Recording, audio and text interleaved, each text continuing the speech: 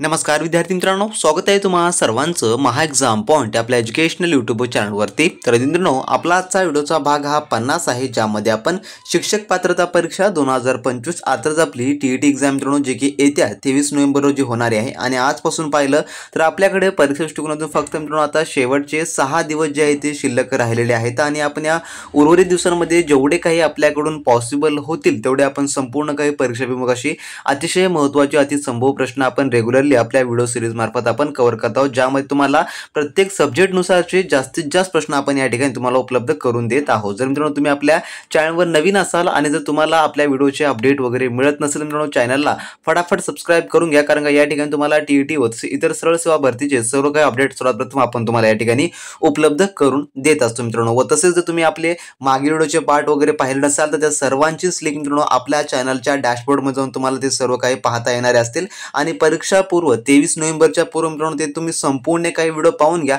कारण का बरेच प्रश्न तुमच्या येणाऱ्या 23 नोव्हेंबरच्या परीक्षेमध्ये येण्याच्या दाट संभावना आपण संपूर्ण त्यामध्ये कव्हर करून दिलेले आहे। त्यामुळे प्रत्येक व्हिडिओ तुमच्या येणाऱ्या 23 नोव्हेंबरच्या परीक्षा दृष्टिकोनातून मित्रांनो अतिशय इम्पॉर्टंट असणारा व्हिडिओ आहे। त्यामुळे प्रत्येक व्हिडिओ आपला काळजीपूर्वक आणि शेवटपर्यंत पाहत चला मित्रांनो। तर आपण आजच्या व्हिडिओमध्ये आपण बाल मानसशास्त्र, अध्यापनशास्त्र व त्यासोबतच आपण सामाजिक शास्त्र या ठिकाणी कंबाईन आपण प्रश्न पाहणार आहोत आणि जेवढे काही प्रश्न पाहणार आहोत ते परिपूर्ण तुमच्या अभ्यासक्रमाला अनुसरून व परीक्षेमध्ये येतील या उद्देशाने आपण यामध्ये ऍड केलेले आहेत। त्यामुळे व्हिडिओला काळजीपूर्वक आणि शेवटपर्यंत पहा, कोणताच तुम्ही प्रश्न यामधला मिस करून तुम्ही करू नका। तर यामधला आपला प्रश्न क्रमांक पहिला असा आहे, जो की प्रश्न 1 काय म्हणतो पहा, की बुद्धिमंथन हा डॅश पद्धतीचा प्रकार आहे। तर यापैकी कोणत्या पद्धतीचा हा प्रकार आहे बुद्धिमंथन?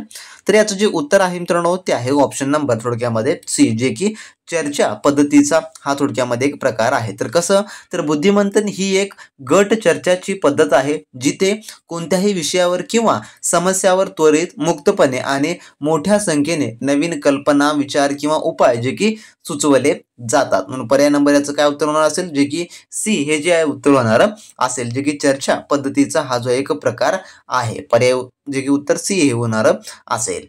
त्यानंतरचा आपला क्वेश्चन नंबर 2 असा आहे, मानसशास्त्र म्हणजे मानवी डॅश अभ्यास करणारे शास्त्र होय। तर मानसशास्त्र म्हणजे काय होय, तर कयाचा अभ्यास करणारे हे जे की शास्त्र होय।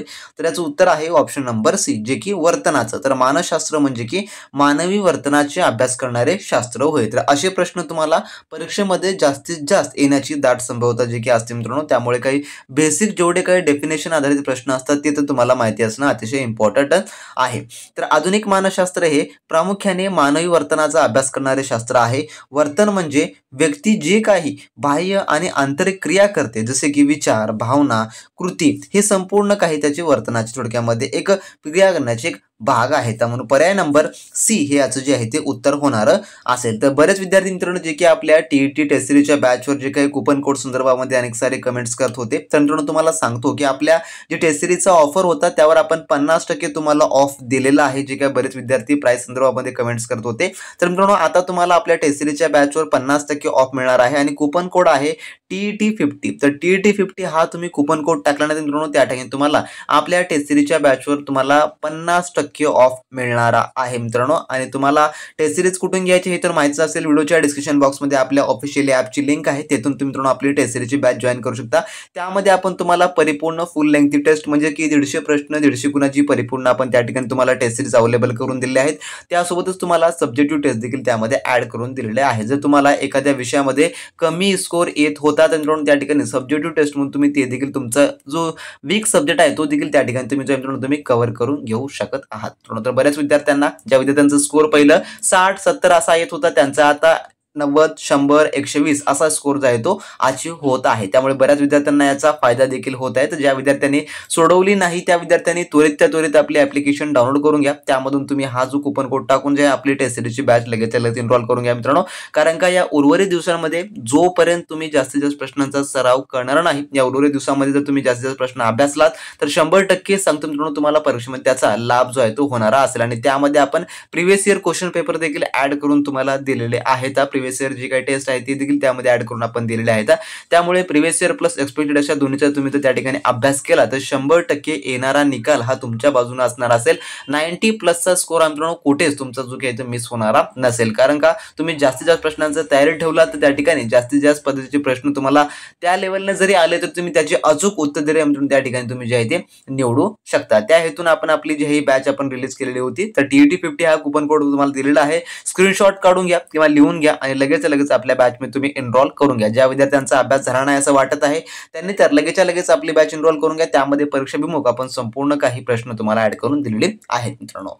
त्यानंतरचा पुढील आपला क्वेश्चन नंबर 3 असा आहे, परिस्थितीशी जुळवून न घेणे म्हणजे डॅश होय. तर परिस्थितीशी जुळवून न घेणे याला काय म्हटलं जातं तर त्याला जे आहे थोडक्यात पर्याय नंबर सी हे याचं उत्तर होणार असेल. त्याला की विषमयोजन असं जे आहे त्याला म्हटलं जातं. तर विषमयोजन म्हणजे व्यक्तीला आपल्या गरजा, अपेक्षा आणि पर्यावरणाच्या मागणीमध्ये योग्य समतोल साधता न येणे किंवा जुळवून न घेता येणे याला म्हटलं जातं. पर्याय नंबर याचं काय होईल जे की सी हे याचं उत्तर होणार असेल.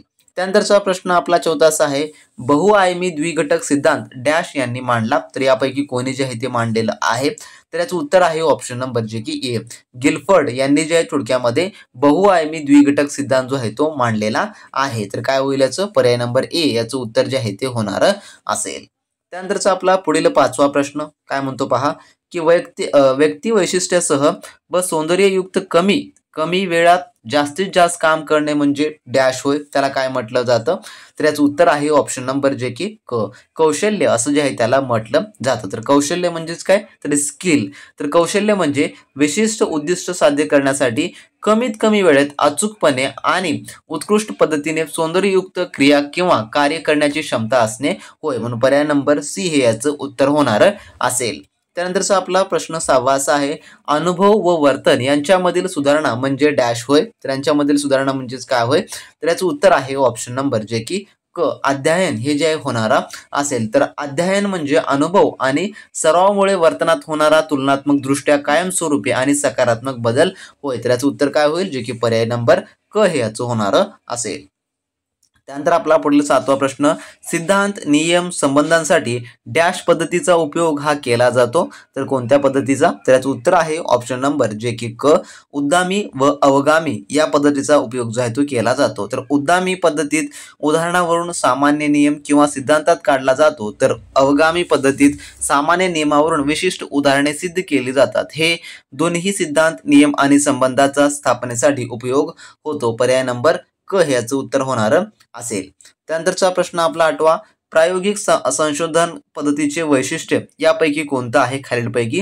तर याचं उत्तर आहे ऑप्शन नंबर ए जे की प्रायोगिक संशोधन पद्धत ही वैज्ञानिक व तर्कसंगत स्वरूपाची असते. म्हणून पर्याय नंबर याचं काय होईल जे की ए याचं उत्तर जे आहे ते होणार असेल. त्यानंतरचा आपला प्रश्न पुढील 9वा असा आहे, तू छान लिहितोस असे शिक्षकांनी म्हटल्यामुळे अथर्व कथा लेखन करू लागला. येथे अथर्वच्या अध्ययनावर डॅश हा घटक प्रभाव टाकतो. तर यापैकी कोणता तर याचं उत्तर आहे ऑप्शन नंबर ए जे की प्रेरणा हे याचं उत्तर होणार असेल. तर कसं काय तर शिक्षकाचं कौतुक हे बाह्य प्रेरणा आहे ज्यामुळे अथर्वच्या कथा लेखनाच्या अध्ययनाला थोडक्यामध्ये चालना मिळालेली आहे. म्हणून याचं काय होणार असेल जे की पर्याय नंबर ए याचं उत्तर होणार असेल. त्यानंतरचा क्वेश्चन नंबर आपला 10 असा आहे, जुबिनीला गाडी घेणे परवडत नाही. तो म्हणतो की गाड्या पर्यावरणाची हानी करतात. हे कोणत्या संरक्षण यंत्रणेचं उदाहरण आहे यापैकी तर याचं उत्तर आहे ऑप्शन नंबर जे की वृद्धा समर्थन या जे आहे थोडक्यामध्ये संरक्षण यंत्रणेचं उदाहरण आहे. आता वृद्धा समर्थन ज्याला आपण रेटिशनलायझेशन असं म्हणतो तर वृद्धा समर्थन या संरक्षण यंत्रणेत व्यक्ती स्वतःच्या अपयशाचे किंवा अयोग्य वर्तनाचे समर्थन करण्यासाठी तर्कशुद्ध भासणारी खोटी कारणे देतो. येथे या ठिकाणी उदाहरणात सांगायचं झालं तुम्हाला तर गाडी घेता येत नसल्यामुळे जे की त्याला अपयश आलेलं आहे तो पर्यावरणाच्या हानीचं या ठिकाणी जो की कारण देत आहे. म्हणून पर्याय नंबर याचं उत्तर काय होईल जे की सी हे याचं उत्तर जे आहे थोडक्यात होणार असेल.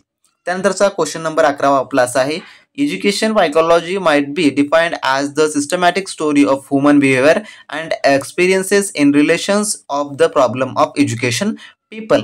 ही शैक्षणिक मानसशास्त्राची व्याख्या खालीलपैकी कोणी दिलेली आहे यापैकी?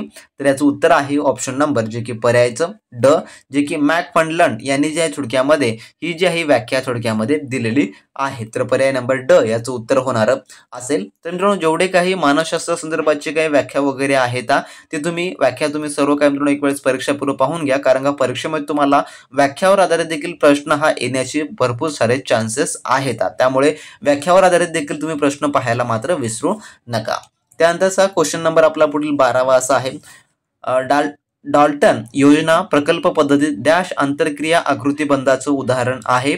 तर याचं उत्तर आहे ऑप्शन नंबर ए, जे की विद्यार्थी प्रधान आंतरक्रिया आकृतीचं उदाहरण आहे. तर डाल्टन योजना आणि प्रकल्प पद्धती या दोन्ही शिक्षण पद्धतीमध्ये विद्यार्थी हा केंद्रस्थानी असतो, जिथे तो स्वतःच्या गतीने आणि आवडीनुसार ज्या थोडक्यामध्ये शिकतो. पर्याय नंबर ए याचं उत्तर होणार असेल. त्यानंतरचा 13वा प्रश्न आपला पुढील असा आहे. 1879 मध्ये मानसशास्त्राची पहिली प्रयोगशाळा जर्मनीला लिंपझिंग विद्यापीठात स्थापन केली. तर कुठे जे की कोणी केली असा प्रश्न आहे. तर याचं उत्तर जे आहे पर्याय नंबर जे की ए, विलियम वुंट यांनी जे आहे थोडक्यामध्ये केलेली आहे. तर विलियम वुंट यांनी 1879 मध्ये जर्मनीतील लिंपिंग विद्यापीठात मानसशास्त्राची पहिली प्रयोगशाळा स्थापन करून आधुनिक मानसशास्त्राचा पाया जो थोडक्यामध्ये रचलेला आहे. म्हणून पर्याय नंबर ए याचं उत्तर होणार असेल. तर नाव हे इम्पॉर्टंट आहे, लक्षात ठेवून घ्या तुम्ही, कारण का त्यावर आधारित प्रश्न परीक्षेमध्ये तुम्हाला पाहायला मिळू शकतो.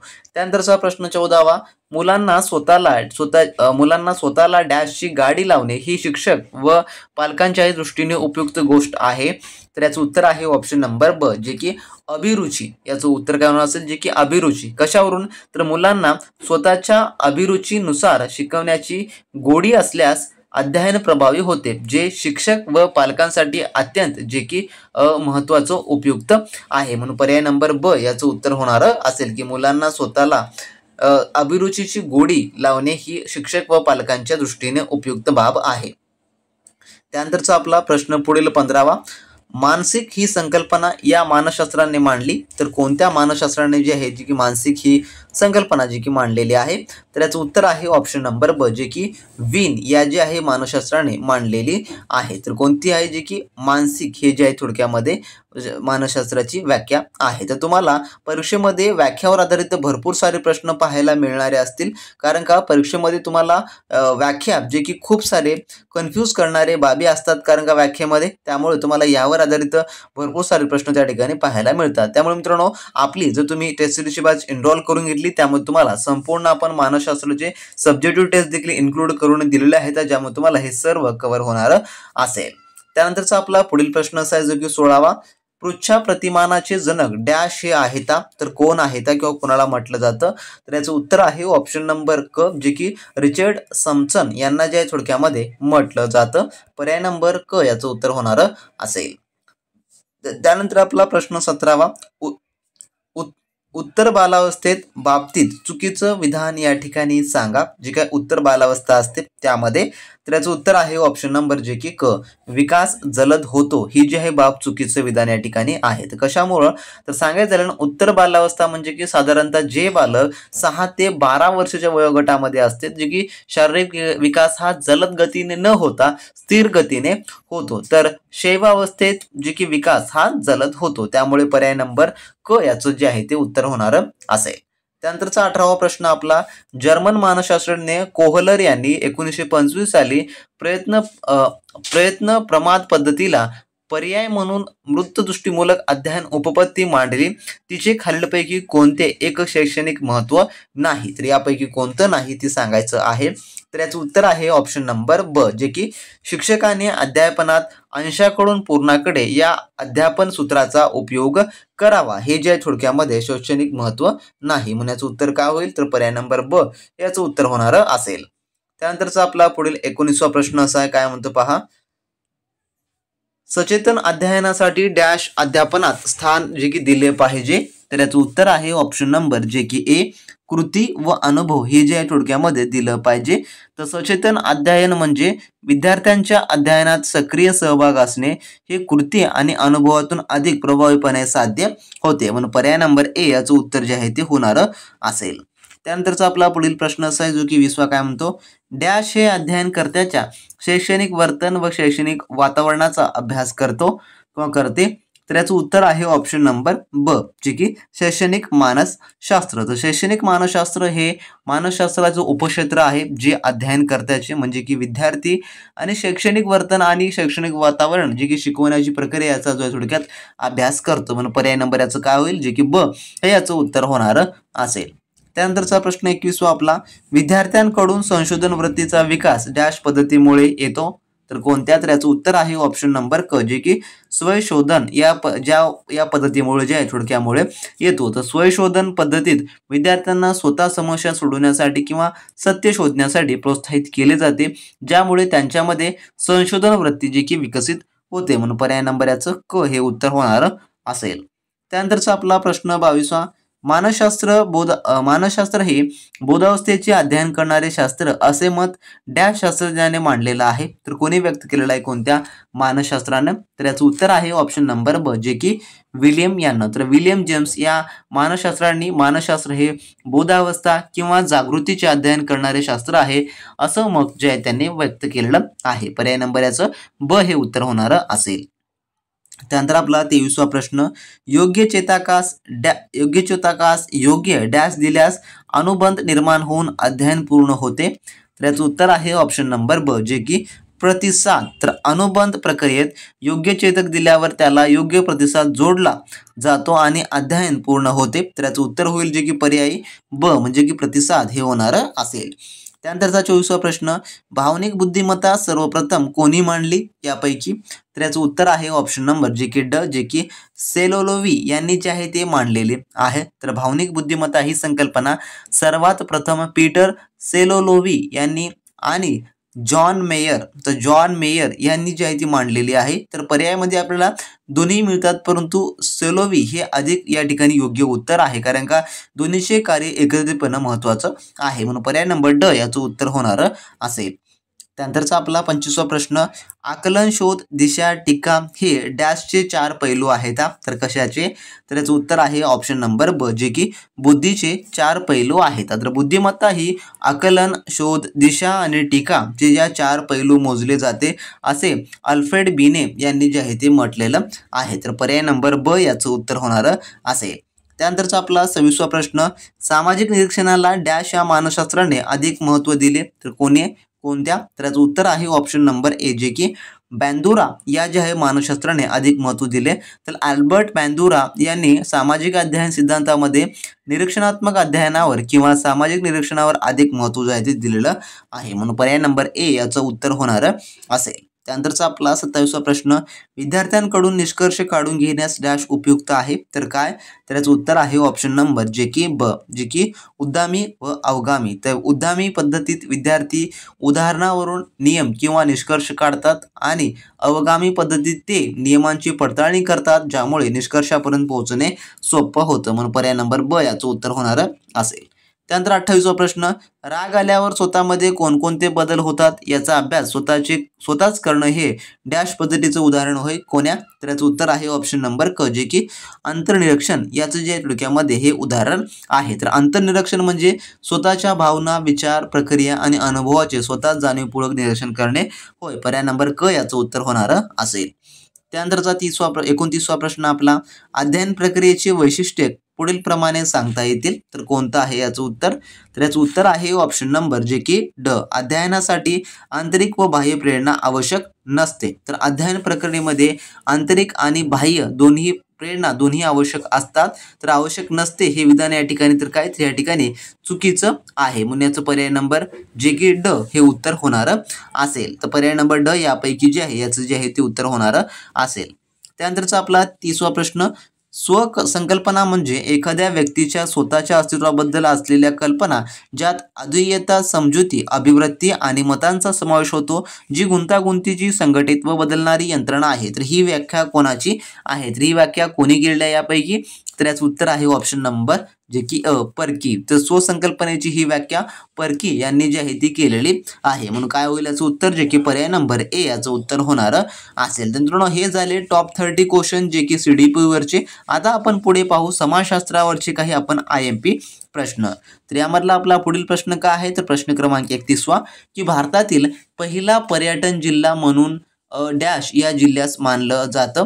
तर यापैकी जो कोणता जिल्हा आहे जो की पर्यटनामध्ये जो आहे तो मानला जातो असं या ठिकाणी आपल्याला प्रश्न विचारलेला आहे. तर तुम्हाला जे आहे सेम या प्रकारे जे आहे प्रश्न परीक्षेमध्ये विचारले जातात. तर याचं उत्तर कोणतं आहे तर याचं उत्तर आहे पर्याय नंबर ड जे की सिंधुदुर्ग हे जे होणार असेल. तर सिंधुदुर्ग जिल्ह्याला भारत सरकारने पहिला पर्यटन जिल्हा म्हणून जे थोडक्यामध्ये घोषित केलेला आहे. म्हणून पर्याय नंबर ड याचं उत्तर होणार असेल. त्यानंतरचा 32वा प्रश्न मृदा निर्मितीसाठी मुख्यत्वे करून कोणत्या घटकाचा प्रभाव पडतो. तर याचं उत्तर आहे ऑप्शन नंबर जे की ब मूळ खडक व हवामान याचा जो थोडक्यामध्ये प्रभाव पडतो. त्यानंतरचा 33वा प्रश्न नवाश्मयुगीन क्रांती असा शब्दप्रयोग डॅश ऑस्ट्रेलियन पुरातत्वज्ञ केलेला आहे. तर कोणी तर याचं उत्तर आहे ऑप्शन नंबर जे की ब गार्डन चाइल्ड यांनी जे आहे ते केलेला आहे. तर गार्डन चाइल्ड या ऑस्ट्रेलियन पुरातत्वज्ञाने नवाश्मयुगात झालेल्या कृषी विकासाला नवाश्मयुगीन क्रांती असं जे आहे ते संबोधलेलं आहे. म्हणून काय होईल याचं पर्याय नंबर ब उत्तर होणार असेल. तर दुसऱ्या महायुद्धानंतर जगात महासत्ता म्हणून उदयास आलेली राष्ट्र कोणती आहेत यापैकी तर याचं उत्तर आहे पर्याय नंबर जे की क सोव्हिएत युनियन. तर दुसरं महायुद्ध कधी झालं होतं तर दुसरं महायुद्ध जे आहे जे की 1945 जे काही नंतर जे काही संपलं होतं त्यावेळेस 1939 ते 1945 असं दुसरं महायुद्ध झालेलं आहे. तर जेव्हा 1945 नंतर जगात दोन प्रमुख महासत्ता म्हणून जे की संयुक्त राष्ट्र अमेरिका आणि सोव्हिएत युनियन यांचा जो आहे ते उदय झालेला होता. तर त्यापैकी या ठिकाणी पर्यायामध्ये आपल्याला जे की क हे उत्तर पाहायला मिळतं.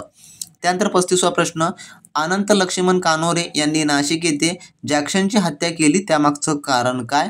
तर याचं जे उत्तर आहे ते आहे ऑप्शन नंबर जे की ड त्याने बाबाराव सावरकर यांना जन्मठेपेची शिक्षा दिलेली होती. तर नाशिकचे जिल्हाधिकारी AMT जॅक्सन यांनी बाबाराव सावरकर म्हणजेच की गणेश सावरकर यांना जन्मठेपेची शिक्षा सुनावल्यामुळे अनंत लक्ष्मण कानोरे यांनी त्यांचा वध थोडक्यामध्ये केलेला होता. काय उत्तर होईल पर्यायी ड.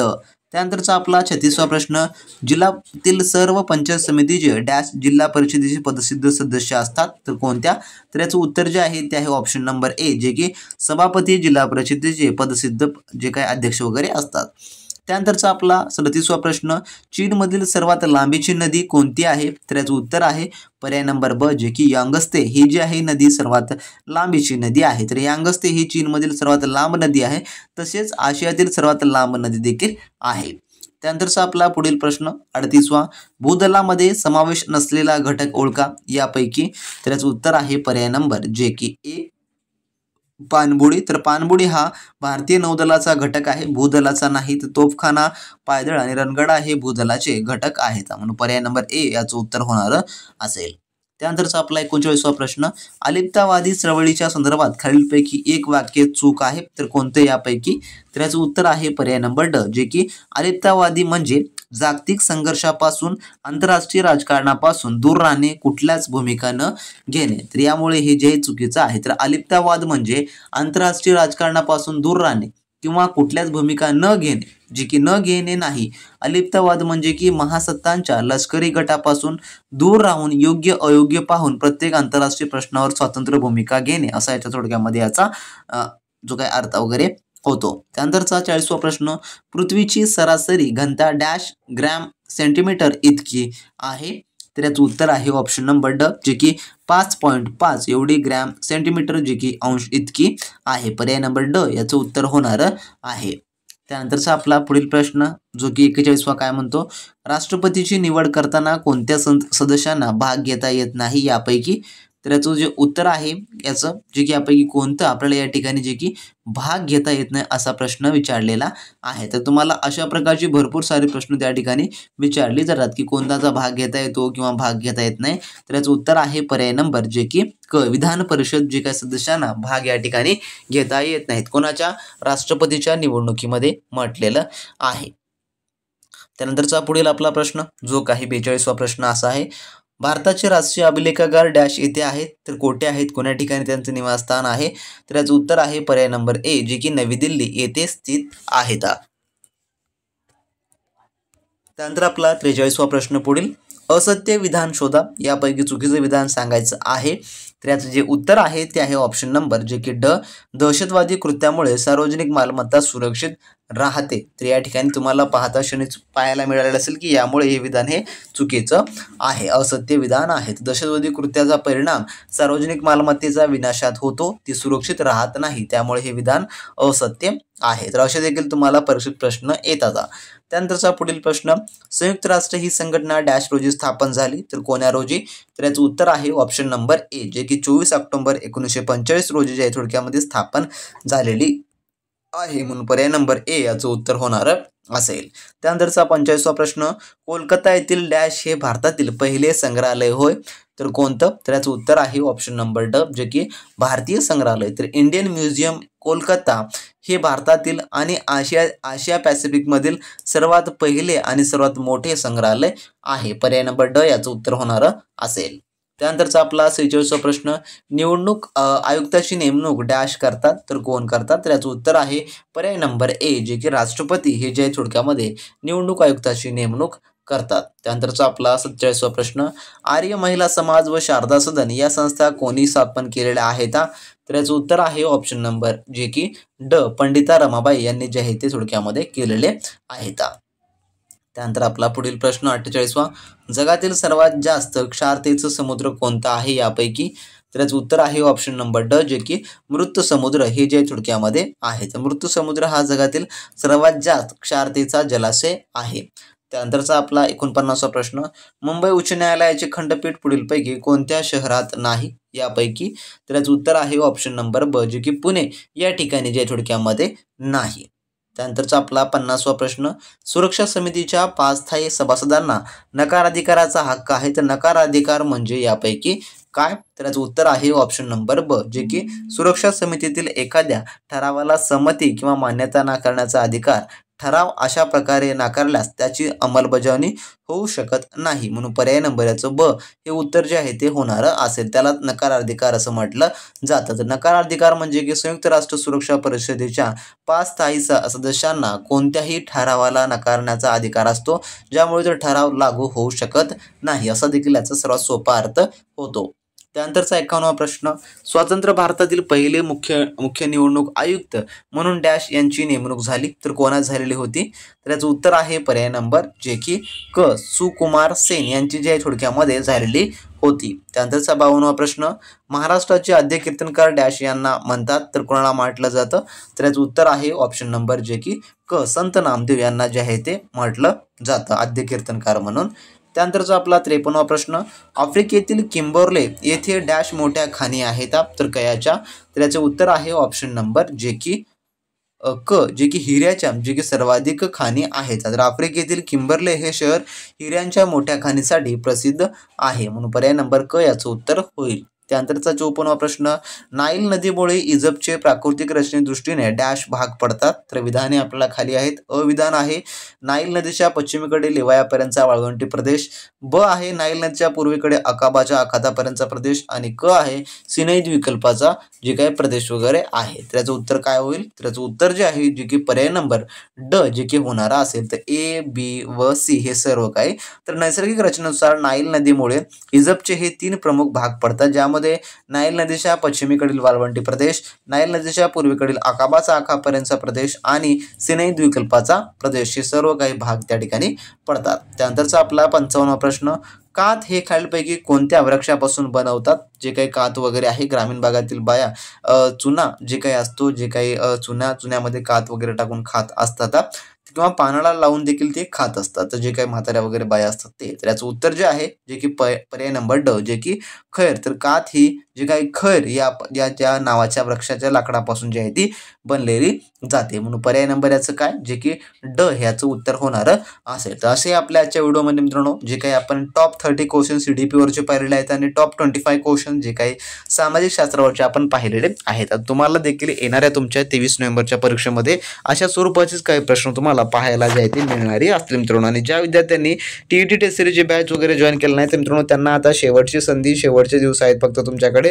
आणि आपला TET 50चा जो कुपन कोड आहे तो देखील तुम्ही लक्षात ठेवून घ्या, कारण का या कोडून तुम्हाला तब्बल 50% ऑफ आपल्या टेस्टवर मिळणार आहे. आणि आपल्या टेस्टचा जर तुम्ही या उर्वरित दिवसामध्ये चांगला अभ्यास केला, त्या ठिकाणी तुम्हाला चांगला स्कोर येत असेल म्हणून तुम्हाला येत्या परीक्षेमध्ये 90+ स्कोर अचीव करण्यापासून कोणी तुम्हाला रोखू शकणार नाही मित्रांनो. त्यामुळे लगेचच्या लगेच एनरोल करून घ्या, एनरोल केला नसाल. आणि मित्रांनो जर तुम्ही आपण अजूनही मागील व्हिडिओचे पार्ट पाहिले नसाल तर तुम्ही ते देखील पाहून घ्या. तर भेटू नेक्स्ट व्हिडिओमध्ये नवीन प्रश्नांसोबत, नवीन माहिती, नवीन अपडेट सोबत. तोपर्यंत मित्रांनो, बी प्रॅक्टिस क्रॅक एक्झाम.